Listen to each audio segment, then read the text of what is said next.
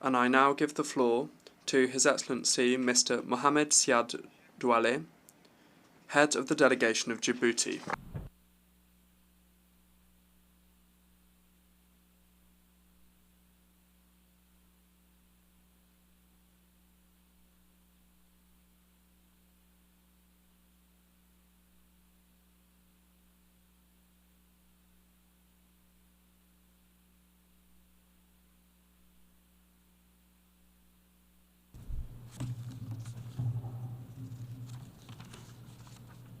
Monsieur le Président, Mr. President, at the outset, I wish to very warmly congratulate His Excellency Mr. Philemon Yang, President of the General Assembly, for the 79th session, and I assure him of the full support of the Republic of Djibouti as he implements his mandate.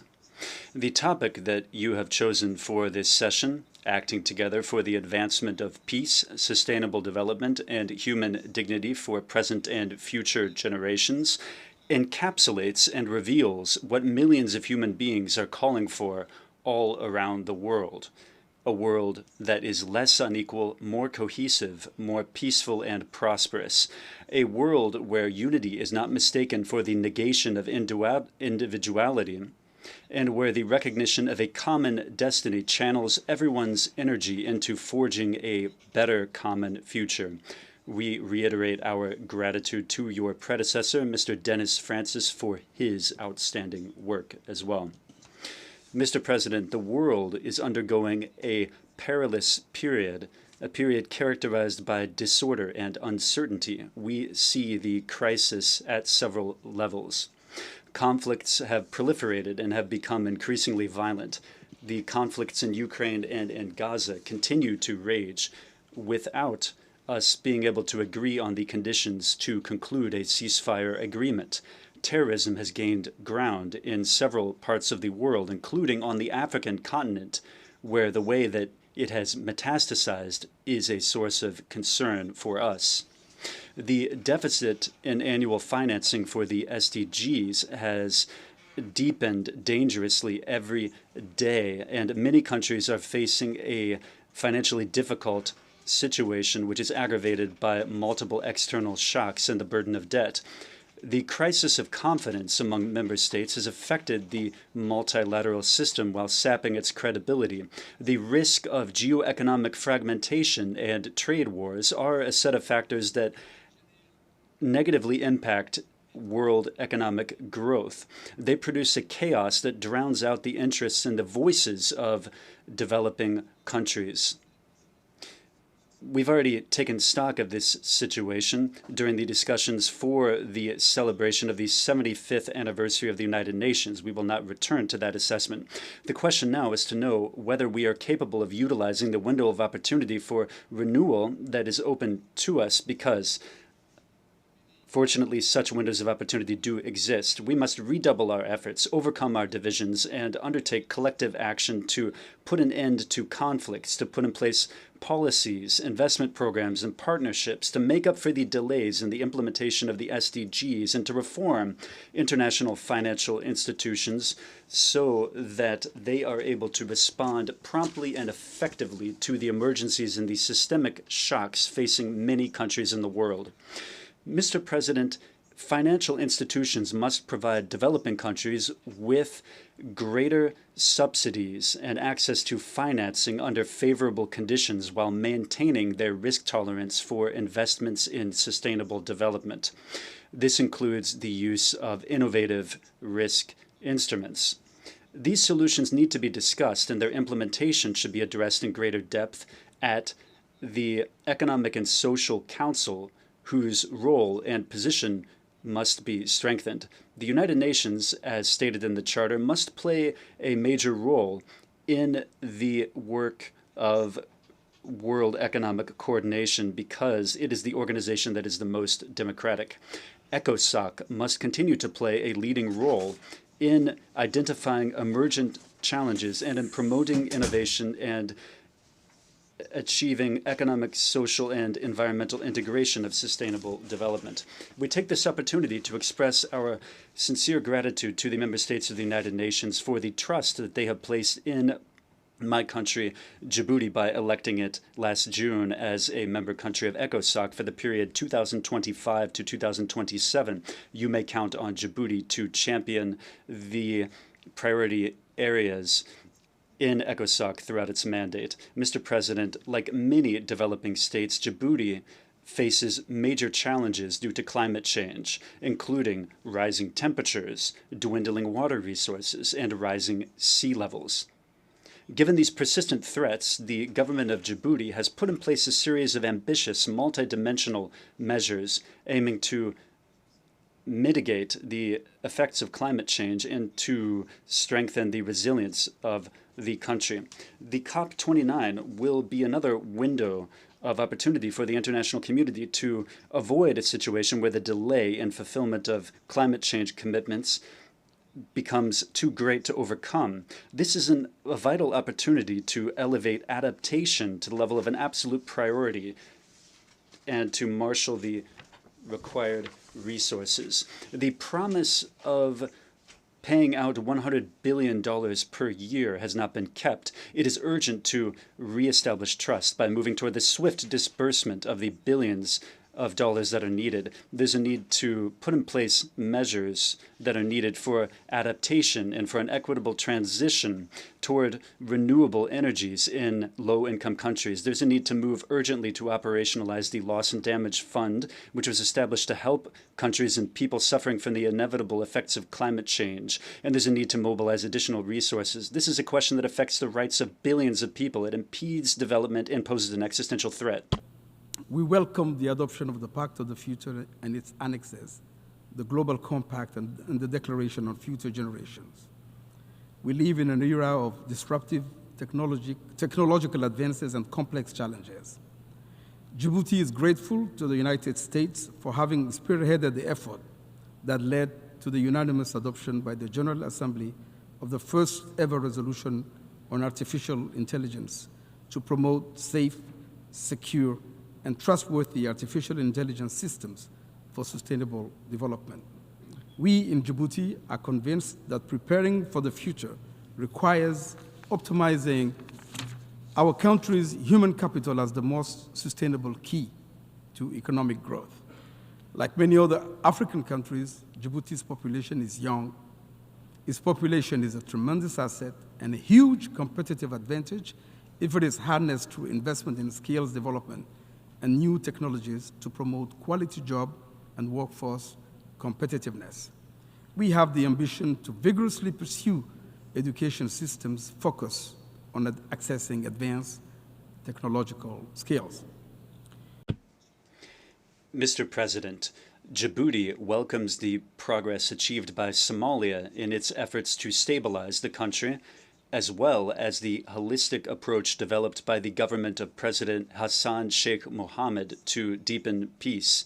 We welcome the efforts of the Peace and Security Council to produce a joint strategic evaluation of the situation in Somalia and to produce the draft of a general concept of operations. We need to intensify discussions to agree on the best option for financing the mission. The mandate given to the future post-ATMIS mission is a robust mandate. The security threat posed by the terrorist attacks of al-Shabaab constitutes a major stumbling block to our joint efforts, which must be cleared away as quickly as possible. There is a need to guarantee that the future mission has adequate resources and the equipment that it needs, including force multipliers.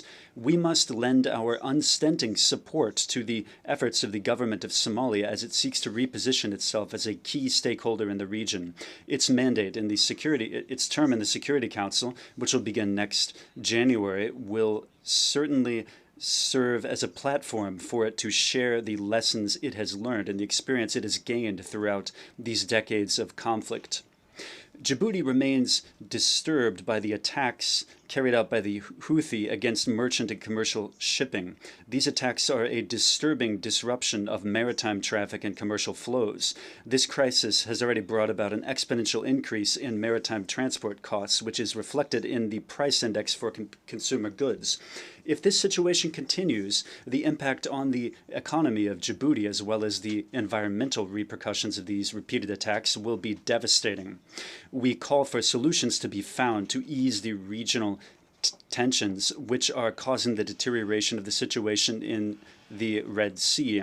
And we want to see diplomatic efforts stepped up to reach a favorable outcome to the peace process in Yemen under UN auspices. President, we are profoundly alarmed by the continued deterioration of the situation in the Middle East and Gaza and the West Bank in particular.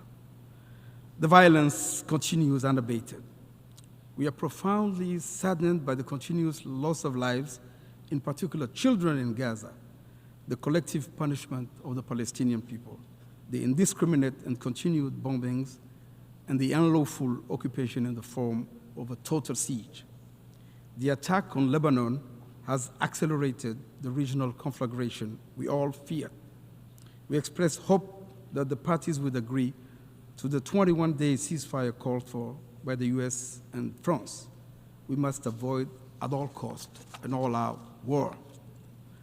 We welcome the resolution recently adopted at the General Assembly 10th Emergency Special Session by an overwhelming majority.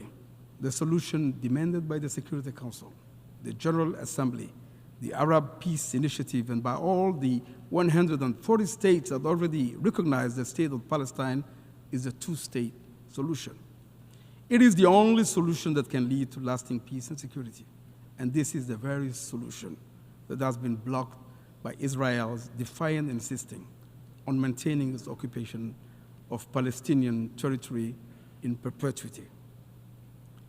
Mr. President, we are troubled by the continued deterioration of the situation in Sudan, the third largest African country and a founding member of UNGA. We are saddened by the tragic loss of lives, the destruction of infrastructure, and the devastating humanitarian catastrophe that it has caused. Djibouti, under the leadership of President Gele, current chairman of IGAD, has held many meetings at summit level to explore avenues for a peaceful resolution of the conflict. Djibouti reaffirms its commitment to the territorial integrity, sovereignty, political independence, and unity of Sudan. In line with African Union Peace and Security Council decisions, we underscore the importance of ensuring the protection of the Sudanese state, its institutions, and its people. We just recently held in Djibouti, in partnership with the United Nations, a retreat of mediators with the ultimate goal of harmonizing the various initiatives aimed at ending the conflict. We call on the Sudanese armed forces and the rapid support forces to honor the commitments made in Jeddah and subsequent negotiations, and further urge them to guarantee full, safe, rapid, and unhindered humanitarian access. We call on Sudanese leaders to have the Sudanese people's best interest at heart. We call on all external actors concerned by the conflict in Sudan and in a position to do so, to use their influence and bring constructive pressure to bear on the parties so that they commit to a mediation format with the ultimate objective of achieving a negotiated settlement of the conflict.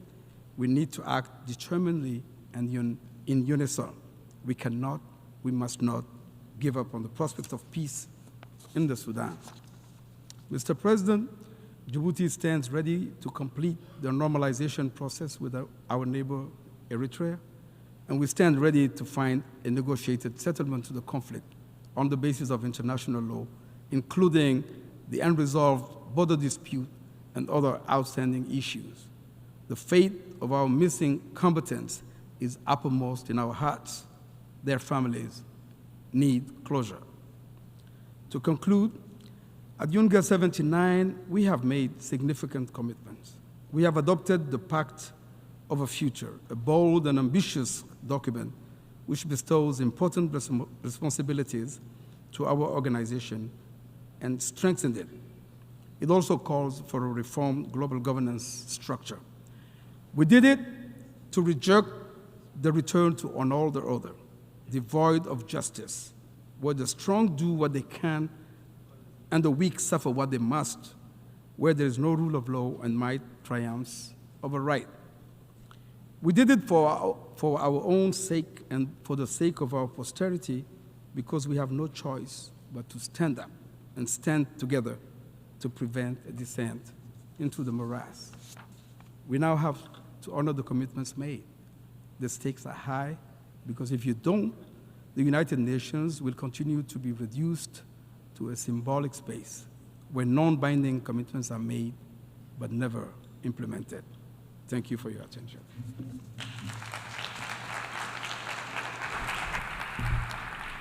Je remercie le chef. I thank the head of delegation of Djibouti.